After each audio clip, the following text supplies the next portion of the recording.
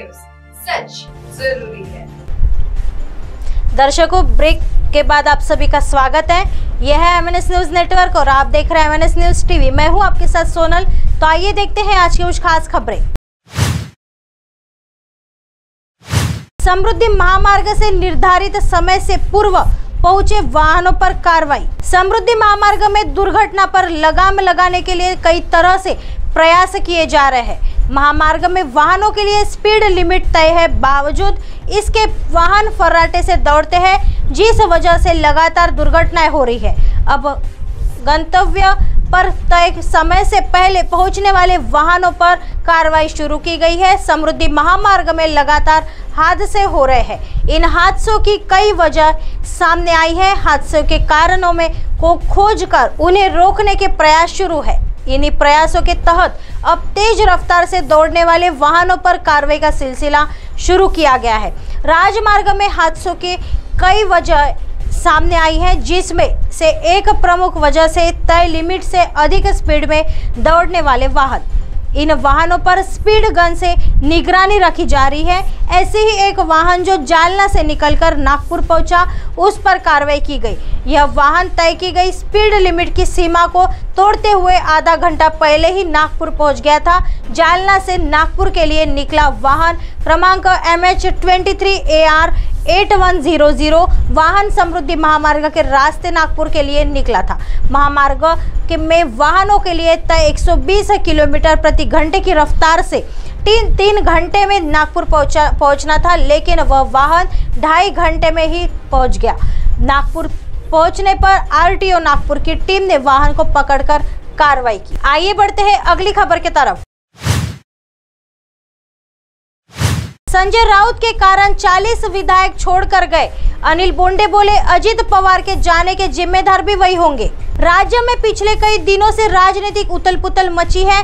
एक तरफ संजय राउत अजित पवार को लेकर बड़े दावे कर रहे हैं, वहीं दूसरी तरफ दादा राउत को अपनी पार्टी पर ध्यान देने की बात कह रहे हैं। वहीं इसको लेकर भारतीय जनता पार्टी ने उद्धव ठाकरे गुट नेता पर हमला बोला है। उन्होंने कहा कि जिस तरह राउत के कारण शिवसेना के 40 विधायक टूट कर गए, ठीक उसी तरह उनके कारण महाविकास आघाड़ी से अजित पवार भी बाहर निकलेंगे। शुक्रवार को पत्रकारों से बात करते हुए कहा कि संजय राउत के कारण ही शिवसेना के 40 विधायक छोड़कर गए, वही अजित पवार भी उन्हीं के कारण छोड़कर जाएंगे। जिस तरह से शिवसेना के टूटने का जिम्मेदार संजय राउत है, ठीक उसी तरह भविष्य में महाविकास आघाड़ी टूटती हो तो उसके लिए भी संजय राउत ही जिम्मेदार होंगे। आइए बढ़ते हैं अगली खबर की तरफ। समृद्धि बना मौत का जाल। ईद मनाने गांव जा रहा परिवार हादसे का हुआ शिकार, एक की गई जान।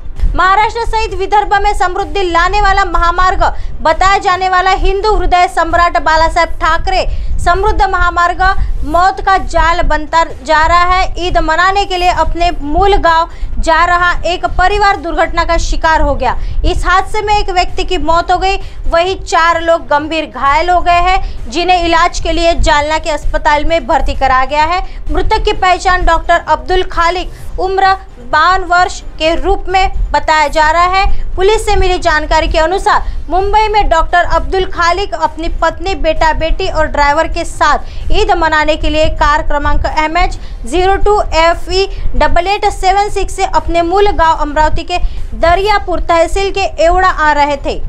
जैसे ही बुल्ढाना के पास पहुंचे तो ड्राइवर दिनेश कुमार ने सामने चल रहे ट्रक क्रमांक UP 61802608 को ओवरटेक करने का प्रयास किया। इसी दौरान ड्राइवर का गाड़ी से संतुलन छूट गया और कार ट्रक के पिछले हिस्सों में जा टकराई।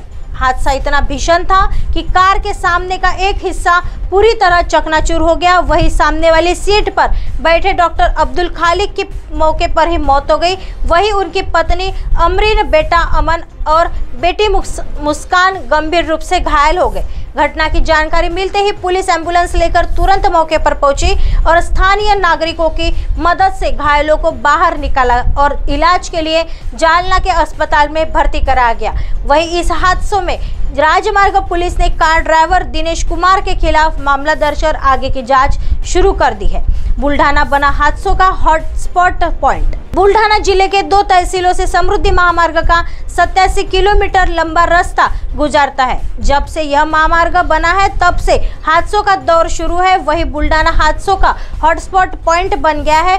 पिछले 1 महीने के अंदर जितने भी दुर्घटना इस महामार्ग पर हुए वह सब बुल्ढाना जिले में ही हुए हैं। इस कारण जिले में सड़क की गुणवत्ता को लेकर सवाल उठाना शुरू कर दिया है। अब आप हमारे चैनल को आपके मोबाइल पर भी देख सकते हैं। मोबाइल ऐप पर देखने के लिए प्ले स्टोर से MNS news TV apps download करें। इंस्टा, लिंक, ट्विटर, हाईकुक, फेसबुक और कई सोशल मीडिया के प्लेटफॉर्म पर हमारा चैनल उपलब्ध है। आप इसे यूट्यूब पर भी देख सकते हैं। आप हमारे चैनल को लाइव भी देख सकते हैं www.mnsnewstv.com पर। फिलहाल वक्त हो चला है दर्शकों ब्रेक का। ब्रेक से लौटने के बाद देखिएगा देश और दुनिया की तमाम खबरें। बने रहिए MNS न्यूज पर। नमस्कार।